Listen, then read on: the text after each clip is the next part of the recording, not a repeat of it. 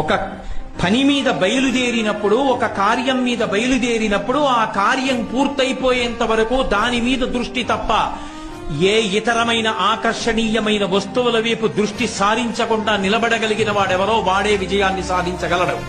ఈ నాలుగిటిలో సంకల్ప బలం లేకపోయినా, సంకల్ప బలం ఉన్నప్పటికీ కూడా మంచి పనులు చేస్తున్నాడనేటటువంటి పొగడ్తలకి వశపడిపోయేవాడైనా, తను చెయ్యవలసిన పనులు చేసినా ఆ పనులు నేనే చేస్తున్నాననుకుని పొంగిపోయేవాడైనా, నిషిద్ధ కర్మల జోలికి వెళ్లి ఆకర్షింపబడి వాటి పట్ల హత్తుకుపోయేవాడైనా, వాడు తలపెట్టిన కార్యముల యందు వాడు కృతకృత్యుడై సమున్నతమైన స్థానములను అలంకరించలేడు.